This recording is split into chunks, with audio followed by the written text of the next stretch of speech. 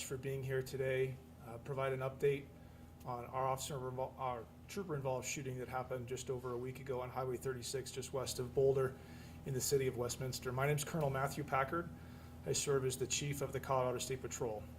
We'll go over a little bit of the logistics of what you can expect for us today. I'll apologize up front. Got to do a little bit of movement. We're not good at this yet, which I take as a good thing.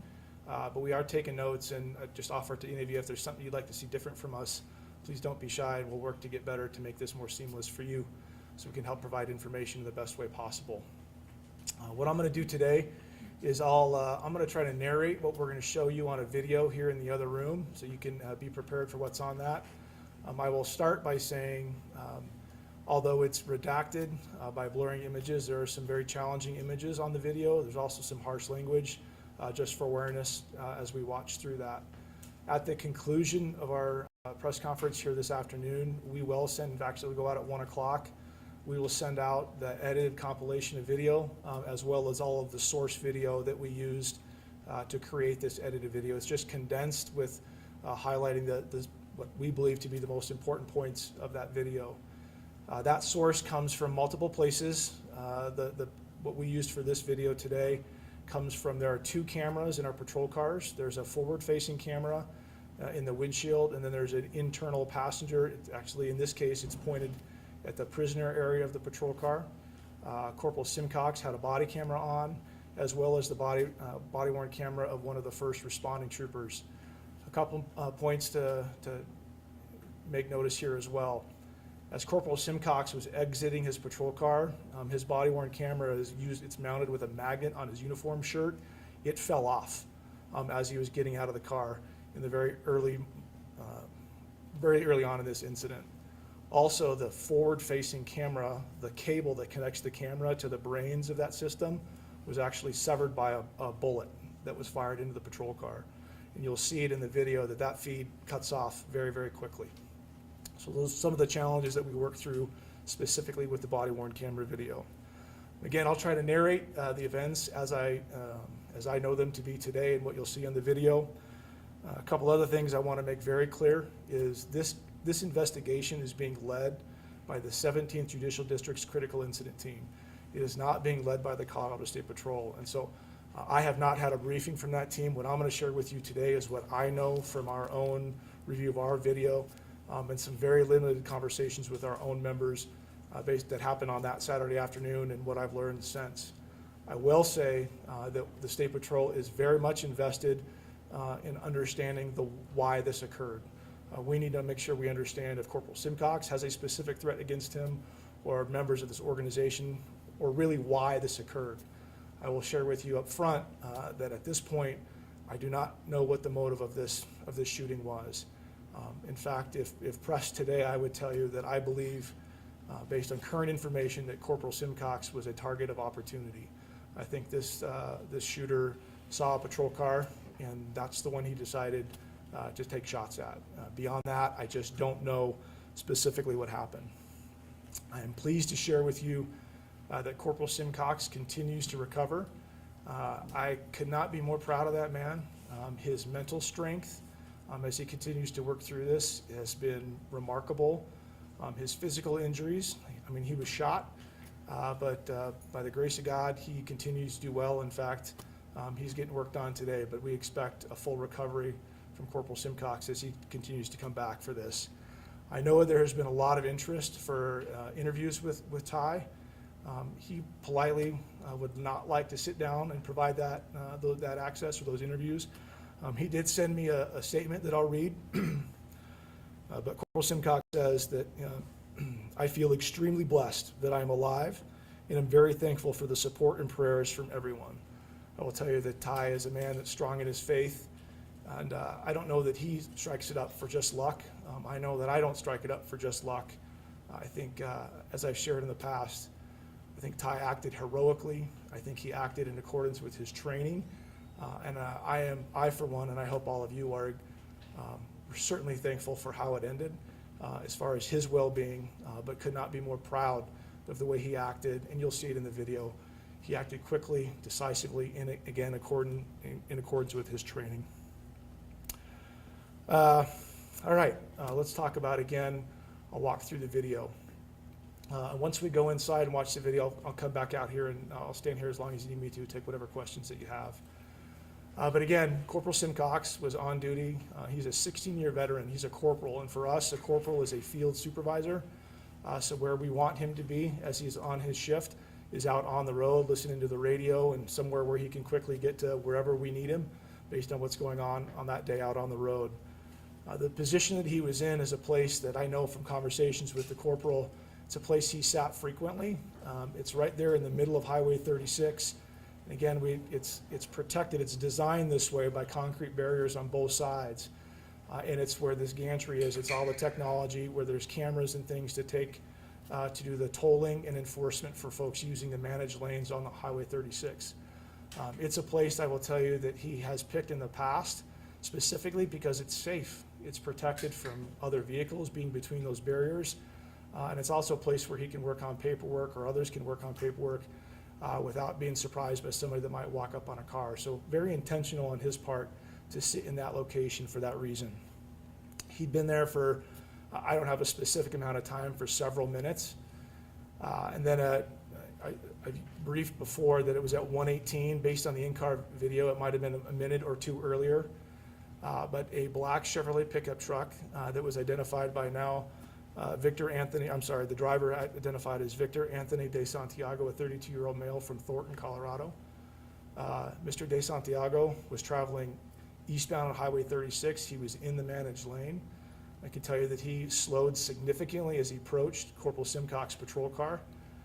And then he began to fire a handgun through the driver's side window towards Corporal Simcox's marked Ford F-150. The F-150 was struck by multiple rounds. You'll see in the video, one of the first rounds comes through the rear passenger compartment, actually comes through the seat and breaks the driver's side rear window out of the F-150. And then multiple rounds continue to go in. There are rounds into the front passenger door, and there are rounds that come through the windshield. And you'll see that in the video where you can see the windshield is cracked, and I believe it's one of those rounds that actually severs the cable that goes to our forward-facing in-car camera. At that time, Corporal Simcox very quickly exits his patrol car. He moves to the rear of the F-150 and pulls out his handgun. And while this is occurring, our suspect, Mr. De Santiago, is pulling to the left shoulder, and I'm going to estimate he's about 50 yards down the road as he's pulling over onto the left shoulder. Corporal Simcox, recognizing at this point that he'd been shot and also recognizing that this person is a significant distance away from him, he goes back into the front passenger area of his patrol car and retrieves his issued rifle. And that's a rifle that is in a mount just next to the driver's seat of that truck. Deploys his rifle, comes back out to that left shoulder, and you'll see him manipulate the rifle to make it, put it into battery. He moves to the front of his patrol car. I don't know with any certainty whether he's firing rounds at that point or not. No, I do know the suspect exits his Chevy pickup truck, and I have reason to believe that he did engage and fire rounds from that handgun back in the direction of Corporal Simcox from where he parked. Moves to the rear of his patrol car and actually right rear corner, and you'll see on video where he fires multiple rounds from his rifle in the direction of the suspect. I believe the suspect was hit multiple times. I do not know how many. I can't say with any certainty where he was struck. After firing, and all of the gunshots in this incident happened right about a minute, maybe just a little bit less than a minute in time and duration. Corporal Simcox immediately, once the gunfire stops, he returns, he puts his rifle down and he goes back into the inside of his patrol car and activates the emergency car. And that's an important step because the way our cars are configured is you turn the lights all the way on, that automatically activates all of the cameras. So just by doing that, it would have turned on all of the car cameras, and it sends a signal that would have also activated his body-worn camera. And as you'll see, it was no longer on his shirt when his body-worn camera was turned on. Our systems are also configured that they're always, when they're on, they're recording video. And if I were to turn my body camera on right now, the video release would have 30 seconds of video with no audio, and that's just as it's compiling video, and then as soon as you turn it on, the audio kicks on. So in this case, when he turns it on, you get that 30 seconds of relapse that comes, and that's why we have some of the video that we have of the actual shots being occurred, because otherwise his cameras would not have been on, just sitting there in the center median. Once he turns his lights on, he picks up his body-worn camera, and you'll see he tries to put his body-worn camera on, and at that time a bystander had stopped and came to his aid. They have a conversation and talking about who else is here, and in fact there's some of the bystanders are armed, and so there's a conversation about guns that they're bringing to the scene, and then they try to help Corporal Simcox, and you'll see some of that play out. Moments later, our first responding trooper, and that's Trooper Aragon, arrives on scene. And you'll see this in the video as well. Trooper Aragon was relatively close on a previous call for service. When the video turns on, you'll see him sitting in his patrol car.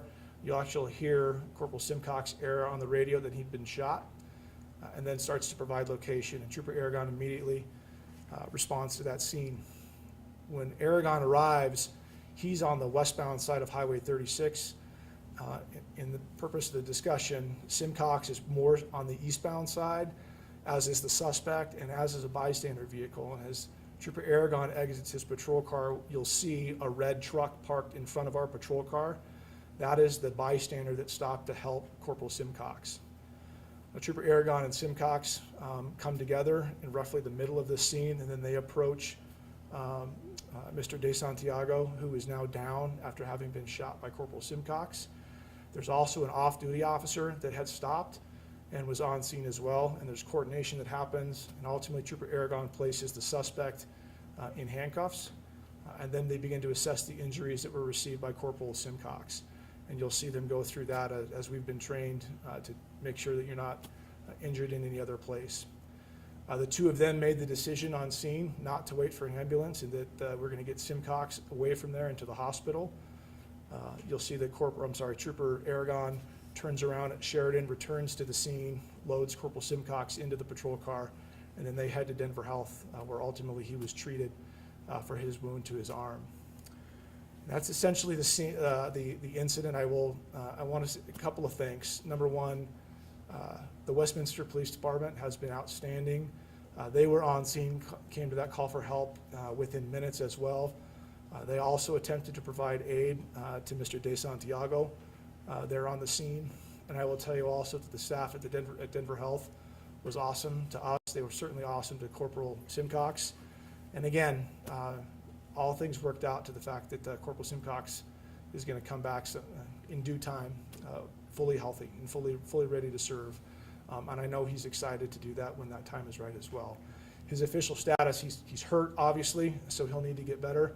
But as in any other officer-involved shooting that we're involved in, he'll be on a leave so he can work through this case. And not only is the 17th doing their case that ultimately be presented to the district attorney's office, we will do our own internal review as well. And when those things are completed, I anticipate Corporal Simcox coming back into his former position. So with that, unless I don't think I forgot anything there, I think we'll hit pause and we can move into the classroom and I'll show you the video.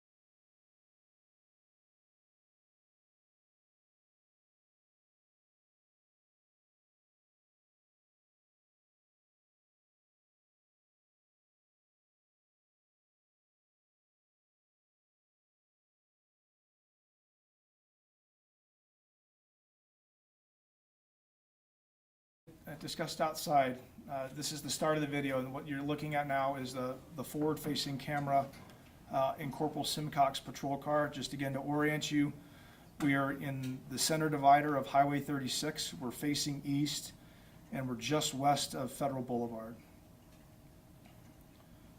So we'll start with the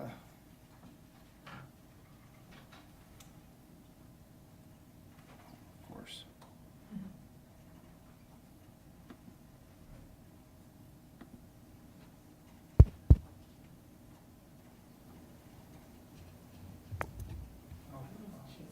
So you'll see the truck approach. That is that black Chevrolet. And you can see the crack in the windshield there. That's from one of the rounds that went through. And when I start it again, you'll see that it abruptly turns off, and that's when that camera. Can you start it from the beginning? Sure, I can start over again. And then we'll, and the feed it's going to go to next is the in-car. And again, you can watch out what would be the passenger side, and you'll see the truck come by, and you'll see there's actually, if you look on the rear seat, you'll see a black thread come out, and that's actually where the round is exiting the seat, and you'll see, and the video highlights the glass breaking at the same time. All right, from the start again.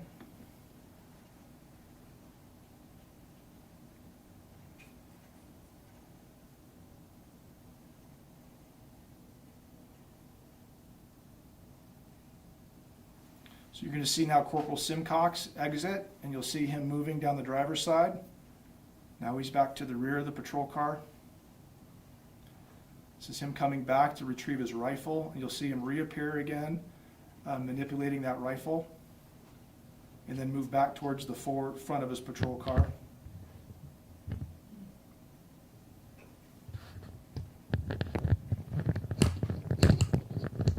He's up here for some time, and again, I can't say with certainty what he's doing at this point. But eventually you'll see him reappear, and he'll move back to the back right corner of the patrol car. There he is.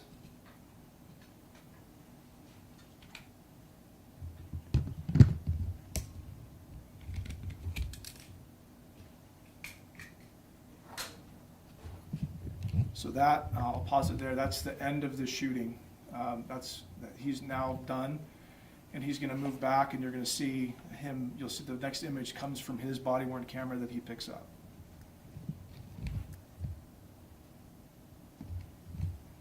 It's also when he's turning on the lights.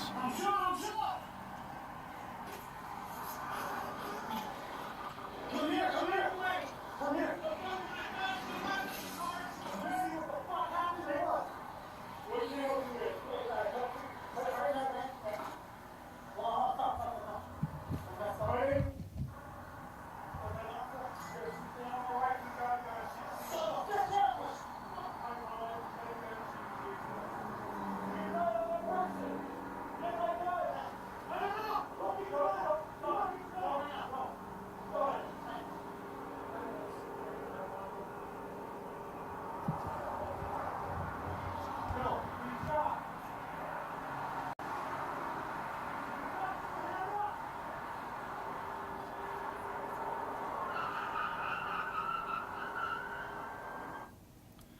So I'll pause it here, and we're going to turn back on. This will be Trooper Aragon. Again, he's at the scene.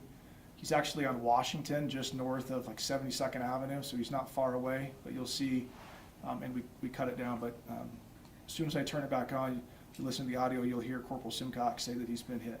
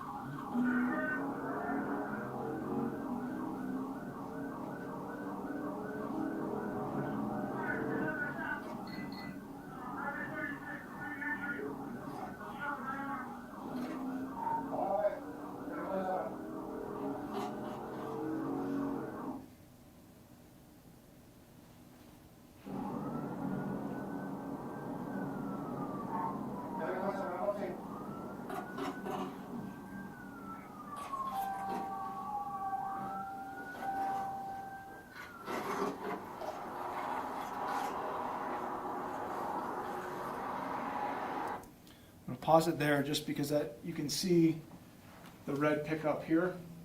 And then Corporal Simcox's vehicle is right behind that. But that red pickup is that bystander that stopped to help provide aid. Actually backed in there to stay out of the way, out of traffic. Mr. De Santiago and his vehicle are on the screen to the left. And you'll watch Corporal Simcox approach from the direction of his patrol car.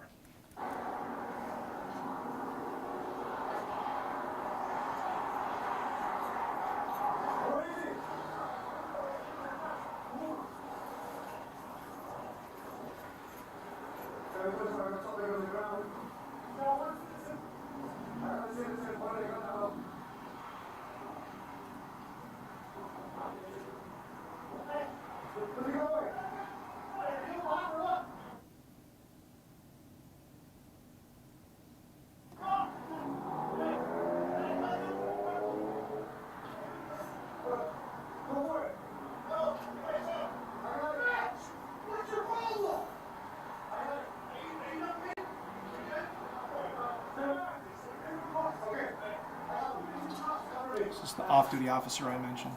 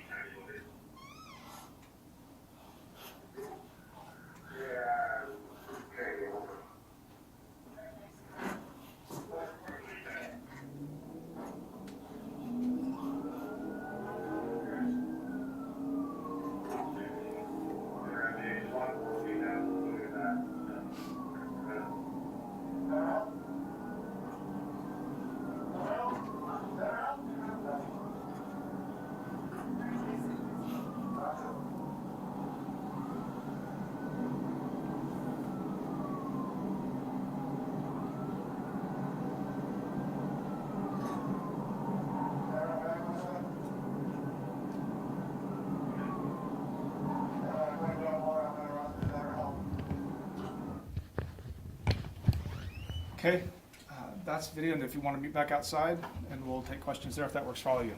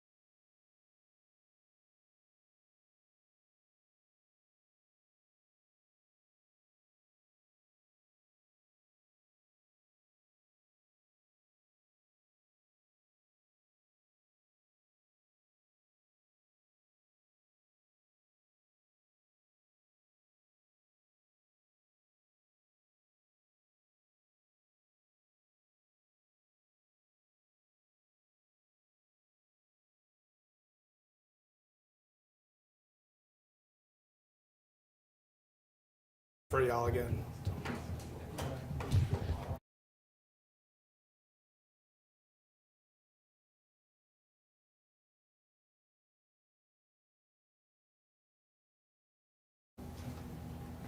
Audio all good again?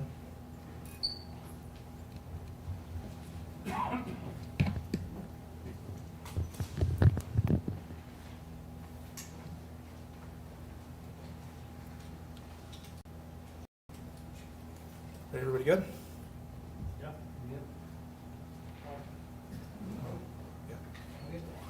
All right, I'll jump back into it. And again, thank you for your grace in the logistics as we work through this. And we've already been taking notes about what we can do to improve this.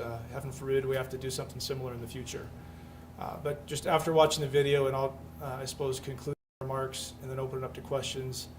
Again, number one, thank you for being here and telling the story. But just emphasize, and I hope you see it as well, where the pride I have in Corporal Simcox and the way he reacted to a really challenging situation. Again, there's no question in my mind that he was ambushed. And it's really important for us to try to figure out why that happened, so we can learn from it and try to prevent that from occurring in the future, whatever part we may have the opportunity to have in that. But I'm proud of his training. I'm proud of, he was clearly emotional and upset, and I think that is a reasonable reaction. But what I also watched him try to control that scene and keep other guns out of play, and really take charge. An interesting note is Trooper Aragon is one of our newer troopers. He actually started his career with us working across the parking lot building patrol cars, and came to work as a state trooper, but his field training officer was Corporal Simcox. And so there's a pretty strong connection, and I know, not to put words in Trooper Aragon's mouth, but I know that there was an extra special drive to make sure that his corporal was taken care of, and very, very proud of the way he responded in that afternoon as well. So with that, I will open it up, and like I said, I'll take whatever questions you have. Yes, ma'am. Yeah, did any CSP troopers provide any kind of medical aid to the suspect?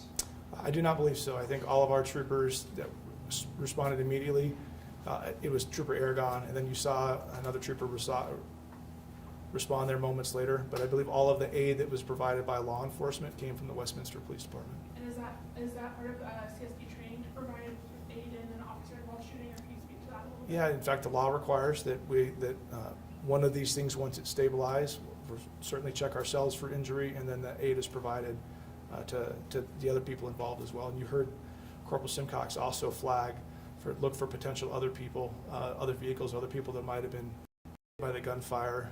And I guess I can speak to that point. I'm only aware of one other vehicle that was struck at this point. And he was shot once in the forearm, right? That's correct. His wound is in his right forearm. With speaking to that training, when we see Simcox firing multiple times from his rifle right there next to his vehicle, clearly toward the suspect, I mean, you're in an area with moving traffic and other people. I would imagine clearly he's not just firing at random, he had a very targeted approach, but can you speak to what that training is when you are in a field of moving vehicles, but also bystanders and people? I appreciate the question. So when we teach firearms, there's some in fact, every time we're at the range, we go through the firearm rules, and one of those is to be sure of your target and what is beyond. And as you're taking aim and firing your weapon, that you're accountable for every single round that leaves that weapon, and then to have a backdrop that you're comfortable that it's safe to fire upon. And I can't speak specifically to how that analysis went with Corporal Simcox, but I think following his training, he would have been aware of that, what was beyond. And speaking to the word that you use, this being an ambush, I was also taken by Simcox's demeanor when that bystander came to render aid. He seemed quite calm, given the fact that he was just ambushed and now another person is running at him. Have you heard or spoken to him at all just kind of about how quickly that all happened and, the mindset that he was in, having just been shot at, and now here's somebody coming at him again? I have talked to him a handful of times, and I don't know that we had that specific conversation. But I will tell you, from the very first time when I walked into his hospital room, he was calm, and he was starting to talk about how he was processing through and what he saw and what he reacted to. I think In any incident like this, the time is a very interesting component and how that compresses or expands, but also what you're aware of. And part of our training, specifically in incidents like this, is to make a rapid assessment of what is a threat and what is not. And in fact, we'll go through drills putting a similar scenario in place where you're dealing with an active threat and a victim or a witness or something else presents, and how you're going to process that and make a decision. And I think that training played out where he recognized that Samaritan, and I'm sure, and I can't say, but I'm sure he noticed the truck pulling up soon and saw that him getting in or out, but he was able to make that assessment. And then you heard him saying, no, don't get the gun, and he's talking about being shot and those types of things. Have you spoken to that Samaritan? I haven't yet, no. So after the first shot, or the very, very first part of the video that you showed, the bullet hitting the front windshield, soon after that, that's when the bullet hit the cable right in the front. Yeah, and I can't say with any certainty which round, but the first rounds that come in, and it's kind of backwards in that video, but when you see the source video, you can time it out. But the first rounds come into the rear passenger compartment of the truck, and just based on how those are wired, I suspect that it's one of the rounds that comes in probably through an A-pillar or some other part of the truck where that cabling runs through. And I guess I don't know specifically where that cable runs, but I think it's one of the, I know the last rounds as the suspect is driving were coming through the windshield. And I'm sorry if you already said this, do you know an exact count of how many rounds were fired at Simcox? I don't know. I'm comfortable saying there were multiple rounds fired by both De Santiago and by Corporal Simcox. Can you go a little bit to understand that there were citizens that showed up, they wanted to pull their weapons too? Yep, there was. Yeah, so there was at least the first, that red truck, one of those folks had a firearm and mentioned that to Corporal Simcox, and you heard him say, no, don't do that. And then the other person with the firearm that you saw, again, was an off-duty officer.